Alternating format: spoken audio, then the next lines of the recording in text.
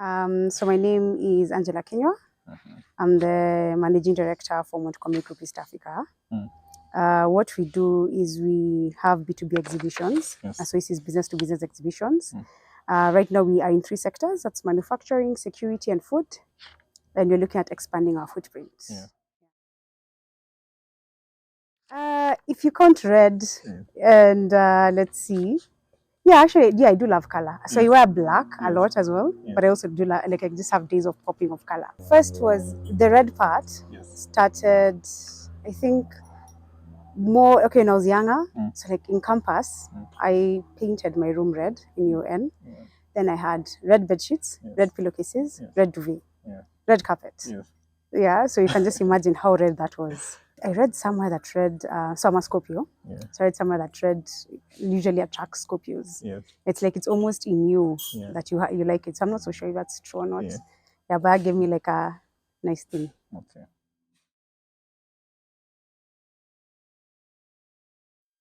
It's demanding.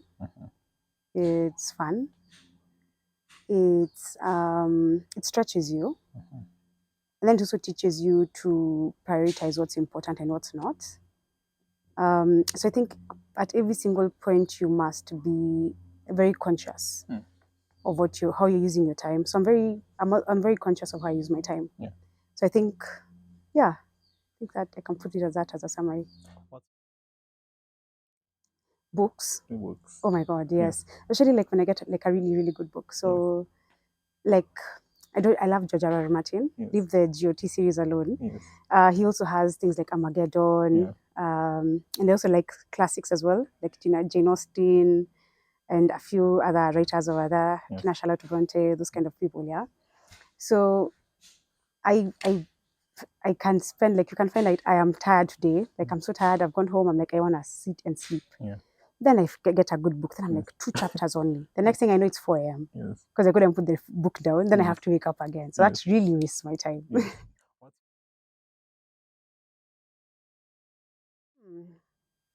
Okay, I'd say, it's not I know most people would say like this, like, I don't know, Atomic Habits, 7 Habits, etc.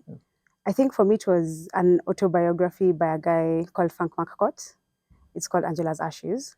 So the thing was just how his life started. Like he had a lot of tragedy, like insane, like until you're like, yeah, God give him a break. And then, but then how he got out of that, and then just how he was able to put his life together. So you're like, so at any time, like you think about your life, you feel, even though whatever challenges come, they're always surmountable. And at any point, I don't think I know anyone who's ever gone through as much as he went through. So that actually shifted how I look about life, how I appreciate things, how grateful I am, and and just taking it a day at a time.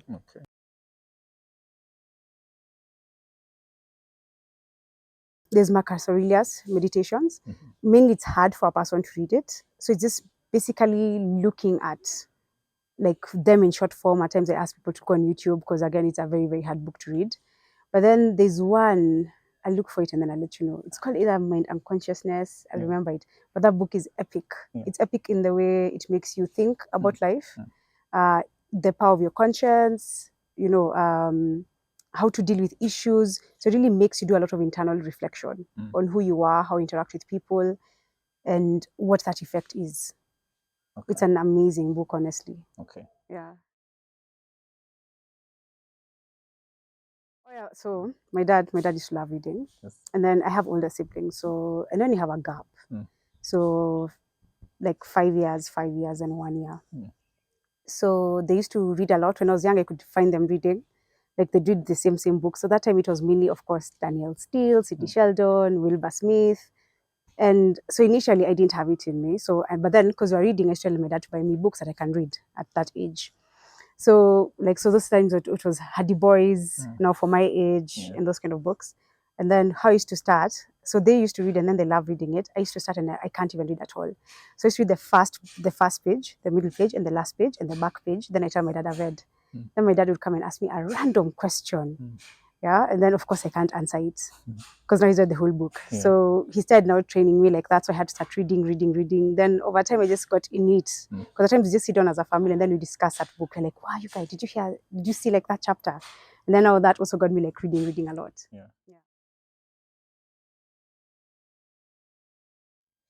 Than my mom taking care of my bills.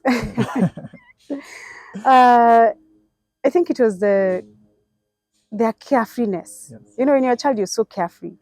It's like the world is an open book. It's carefree, like you can just do anything, and you know, like it was just, and the wonderment.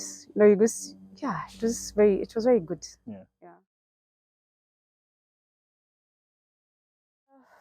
Okay, plan. I agree. I'm a planner, but then I also leave room for spontaneity.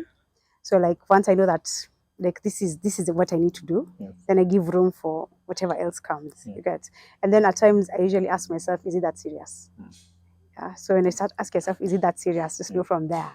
It's just downhill. I'm just like, whatever comes, comes. You know, like at times you're like, is it that serious? And you're like, no, it's not that serious. Or does it affect cocoa growing? So if you hear me saying, does it affect cocoa growing? Then that means that I'm either about to do or not to do something that I feel like does not affect cocoa growing.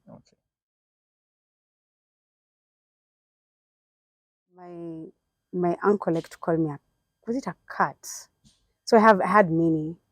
So my uncle was more like, he used to say I'm playful like a kitten because I used to be very playful. Then the other people used to think I look like a doll. Yeah, because I was lighter and I was small and I don't know what to do. So I used to look like a doll. And then I never used to be able to pronounce watermelon, but I loved watermelon. So I used to say watermelon. So every guys are like, where's watermelon? Where's watermelon? Yeah.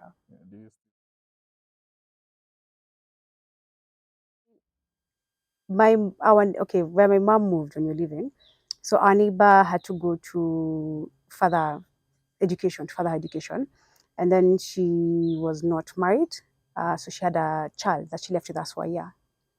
So we were more or less, she was only older by a year, 5 days. So now she became my twin. So now we used to do everything together. We used to dress the same way. We used to, live in the same house, have now nice sibling fights with her. Yeah, I think it was so much fun just having a twin for some time.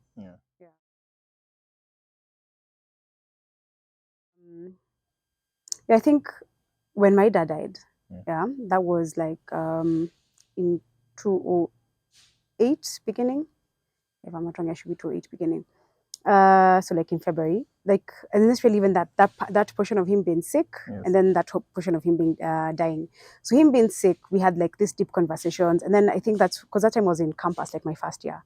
So you still had that, I don't know, like that dizziness of campus, still feel life, things are not that serious, Yes, you're serious in education, but still, things are not that serious. Then, so instead having conversations with him, especially about life, in a deep way, that's when you come to like take a step back and tell yourself, you know what, maybe it's not as simple as I used to think it is, and I need to start putting myself together. And now when he died, like I think there's this false sense of security. Like when he was alive, there's a false sense of security. Like whenever we used to lock our doors, even when he was sick, and so like I think a day after he died, that's when I asked guys in the house, do you know you guys, we never locked the doors when he's there. But then he was bedridden, not like he could have come out and done anything about it. But then just the fact that he was alive, we all felt like this sense of protection around us. But then now when he died, then you feel like, okay, now we are, we're in an open space and everything. I think I was the last one to see him alive. I was sick. He was supposed to go to hospital, but then I was told I can't go with him to hospital, so I went to say bye. And then during that time, that's when he passed on. So I think that one was just telling him bye, telling him that I loved him telling me back that he loved me, and telling me to choose my own path. Yeah, I think it was more or less in that sense. Yeah. Then he just died.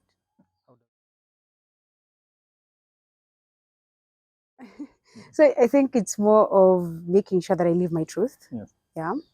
So as much as like not to like, okay, you get that life is finite, like you can't choose when you're gonna die. Yeah, but then it's also making sure that I'm living my truth every single day. So trying to make sure that whatever I'm doing is me, not influenced by anyone else. This is something that was I to hold account for, then I'd be like, yeah, I did true to myself. Yes. Yeah.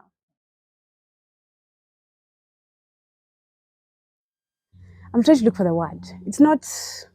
It's like when you have to like not really repackage yourself, but you have to kind of like rebuild. Not even rebuild. I'm not finding that word that I want. So basically, right now in life, it's more of you reach a phase and you realize that there are things that that said like when I was 20. I said by this time I'd do this, by this time I'd do this, by this time I'd do this, yeah.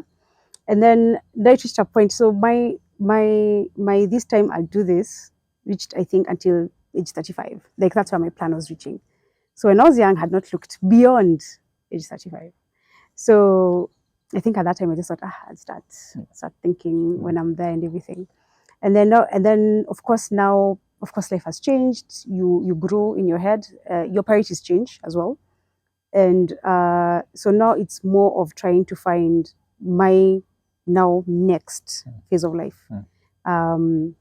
Like what do I want that to look like? And it's in all aspects of your life. It's in, we look at from health to finance to career to self-development. So it's more of now trying to redo that plan or add on to it. Yeah.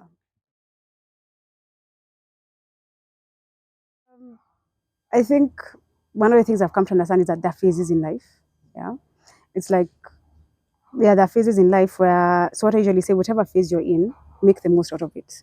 So as much as COVID was really a bad time, yeah, and some places couldn't grow, you're like, what's the best I can make during this phase? So maybe it won't be a time for you to grow financially, but it could be a way for you to grow health-wise. It could be a way for you to grow, self-development, do all those things that you wanted to do but couldn't do because of other things that are holding you back. So one of the things I usually say that when I look at a phase of life, did I do the best with what I could in this sector? And then also not putting one aspect of life above the other.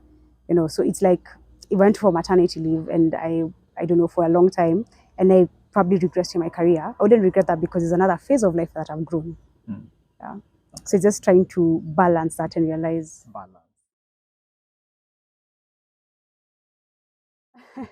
So I do take time for myself, just for myself. And at that time, at times, it's just trying to figure out what do I want to do that time.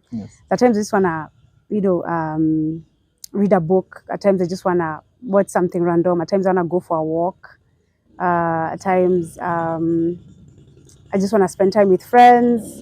No, actually, no, that's different time. So, like, that one is just me time. Like, what am I doing by myself? At times, I even take myself out. When I travel, most of the times, I buy myself a gift.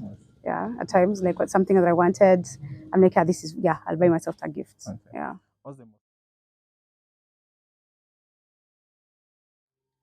I think I wouldn't say thoughtful gift. I'd say it's what once. It's like, okay, like my mom has this way of just preempting what I need. Yeah. And every single time, like when like today she was calling me, she's like, oh yeah, I'm going shopping, there's this and this and this. I've actually bought them for you. Just pass by and get them. Like at times she just knows what I need. I find her like to be very like aware of what I need. And then just even without being prompted, you just find that she's done like, yeah, she's gotten me things or, or thought that I need this and this before even I thought I needed it. Yeah.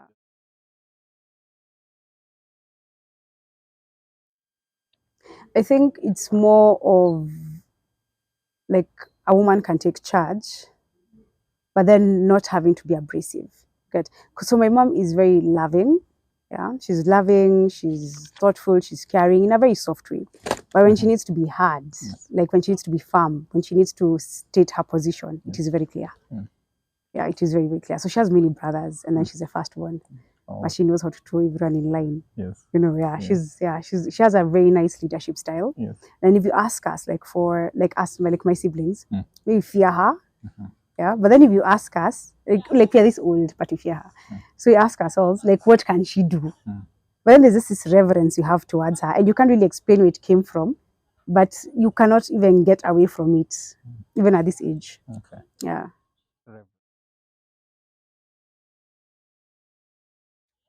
I'd say, so I read also a lot on Stoicism. Yeah, so you can tell me I'm a bit stoic in my practices. And then one of the things that they have is memento mori. So it says, remember you must die. Yes, exactly. So I think I'm just there, like just like not really living in fear. but just knowing that, like remembering that I might die. Like if I die today, I mean, really, that's it.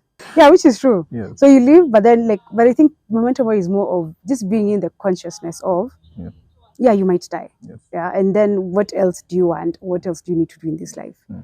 And and at times it's just the fact that you can do what you can in the time that you've been given. And if you don't finish it, it's not really your fault. It's what has been. You just died. Yeah, you just died. It's what has been allotted to you.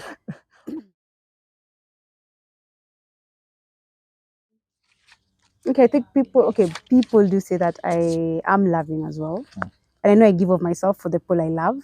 So I hope that they miss the love.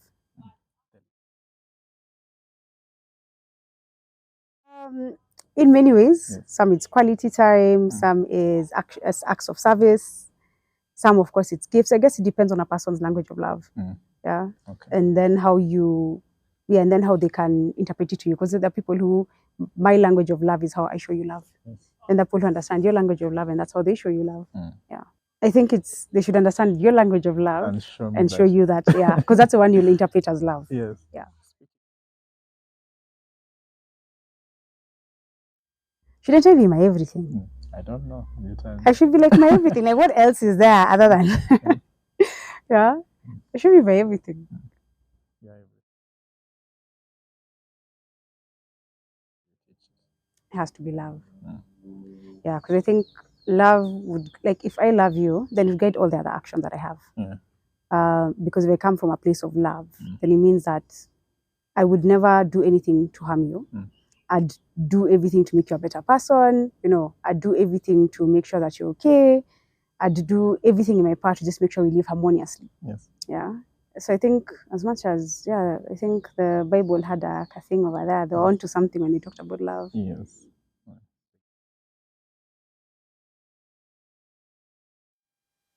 Love guides you in so many different ways. Because, okay, let's say, I don't know, give a random example. Let's say that I saw a beggar on the street who I don't know about. Yeah. If I did not feel any other emotion, if I didn't have the emotion of love, then I'd just ignore him and continue to date. And it would not even affect me. But then, because of love, I'm able to think, okay, how can I assist?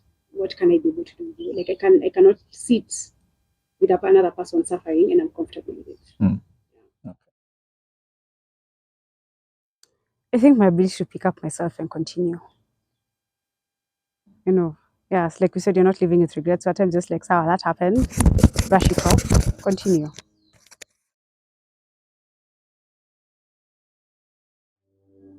Is it defining or is it a feeling? I think at times you just feel it. You wake up in the morning, you're singing a tune to yourself. You come, like even in the office, I tell you at times I come in the morning, I am singing, I'm making noise. I as in by the time I'm leaving them, they already have energy. They're like, what did you take? I think I wake up almost like that just about every single day, except the days that I'm waking up really early because I'm not a morning person. But then after I just reach my nice time, I'm on it. Happiness comes, I guess, from being grateful. Yeah, I'm grateful that you're alive. Grateful even for the small things. Grateful for your family. Grateful for the opportunity that you have to live today and make the most out of it.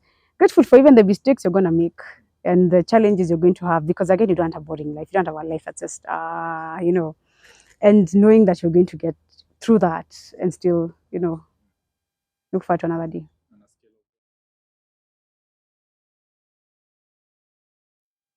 Cute animal videos. I love animals. Oh my God. Yeah, it's just that I'm allergic to most of them.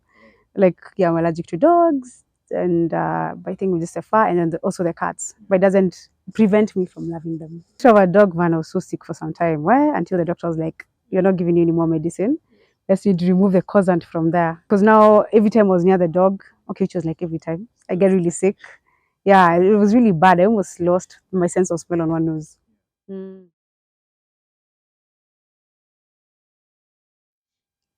It's more of maybe what I'd say I'm more passionate about and everything. But it's more in terms of women empowerment and then actual women empowerment in Kenya. Like you can imagine if you got like every single but now I'll be told what do you call it? And gender biased. I'm not even going towards the male child is suffering, etc. Which I agree. But then now, because maybe I'm a woman, then I'd say maybe because of that. But you can imagine if you had a program like for girls, especially from teenagehood, that is like it's part of their classes, but is making them confident, making them know what their position in society is, making them be able to develop themselves in a powerful voice, because you find that a lot of, if you look at like romance books, which girls read, and then even a lot of what is out there in society, it's like at times your goal is just to get married, yeah, or your goal is to look for another person who's richer than you to take care of you, But then you're not even looking at the whichever small impact that you can be able to have. It doesn't mean that you all have to be CEOs or business owners or whatever else, but then making your own impact wherever you are. And even if you choose the housewife life, that's okay. But then you're still owning yourself. And I feel like were we to truly empower women, I know there are many programs that have been put in, but then at times they don't feel like they're effective in what you want to do. And I think at times it's better if you start young. So that's like now the women can come out as, knowing themselves, still being, yeah, still loving. You're not saying that you want to create like some, yeah, still being loving, but then now changing their state in society, they're understanding their position in society, they're able to own that position. And that just starts from a very young age. Yeah. Well, of course, there's those stages in life where you adopt, like you kind of adopted what was there outside. But then I think the older I got, then yeah, I've been able to live on to my own truth. Yeah. Definition. Yeah, I think the definition of the person's definition of all is what will determine if they can have it all. So, example, if I wanted 16 kids, yeah, and still wanted to run a company, yeah, and still wanted to have the fittest body, like the one that guys look at on like IG, they're like, Lord, that one, and still probably be the leader in my church, you get that there's a way that all is a bit hard to be able to have. So I think your definition of all is what will determine. And then also understanding that there are phases, like let's say you'll find that for most people, there's a phase in life where you probably will lead in your career and be high. I'm not saying that after that you won't be, but somebody else will come and probably be better than you in that part, etc. But it doesn't mean that you have not achieved that part. Then there are times that you find that there's a lot of your time being spent on family because you're growing your family, you're doing this and this, etc. But it doesn't mean that at that point your career is failing. It's just where it's supposed to be, and then your children are whatever they're supposed to be. So I guess it's more of how you define your all. And I think once you have your definition of all, then I think you can have it all. Yeah. More money, you know, more love, you know, more fun, more excitement, more joy for everyone. Can you imagine if everyone was just happy? You know how happy you'd be.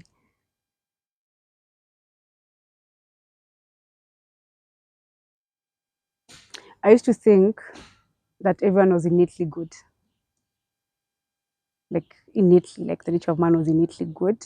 But then over time, you just come to realize that, yeah, that's not true for everyone. Yeah.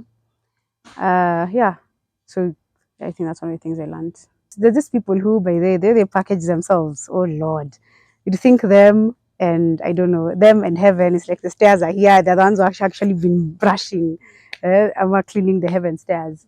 Then later on, you come to realize, okay, what they are is very very fine. All they're doing is playing a game. Yeah, and a game that you definitely not have the skills to play.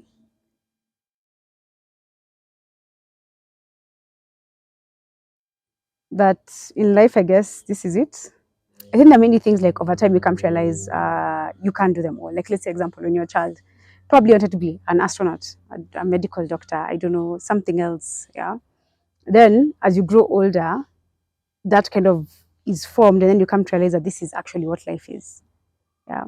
I think before it used to be like, like Alice in Wonderland. Like you're thinking that this is gonna, like there are many minis are gonna spring up, etc. Some of that kind of thing, like more of an imaginary world. Then you come here and realize this is it. This is the continent we have. This is the world we have. These are the people that lead it. This is the realities that you face. This is what you need. And yeah, you realize that you can't live in utopia. Like this is it. Yeah. Yeah, I think have fun. Like I think have fun. Yeah, have fun. Yeah, it's never that serious. It's never that serious. No, it's not. Yeah. So you look at like memento mori in your head, yeah. Ask yourself like today were you to die? You know, what would you want to do today? Are you doing what you'd want to do today? Yeah. And in the meantime, of course you wanna have fun while you're doing it. Yeah. When? Yeah. I just hope the how would be less painful. The how I can just be like, okay, fine, but I just hope it's less painful. Yeah, but when so that I think it'll be more of a reminder of yeah, this is the amount of time I have, this is the stiff stuff I need to put in place, yeah, things like that.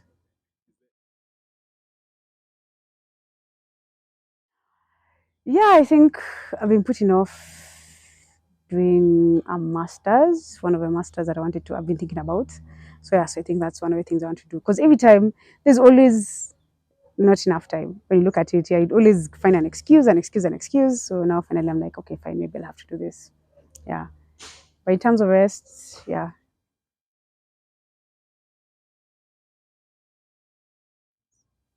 Do you know George R. R. Martin? Do you know him? Do you know him and his mind? His mind is mind boggling. Who even thinks of such things in his head and then writes them down in such a nice prose? You know, you look at him and you're like, Lord, how do you do this? How do you do this? Let me think. What else do I know that I think you should know? I don't remember. There's a person I met and they had such a gentle personality. Like they just wowed me in that gentleness. But I'm like, kwani wewe umeishi dunia gani na sasa nilikuwa wapi? Because you're so gentle, you know. Yeah, and loving.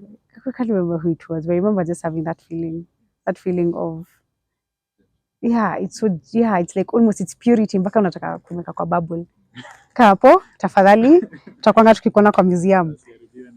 Usiharibiwe na tutakwanga tukikuja kwa museum tunasema that is ideal human being. Thank you so much.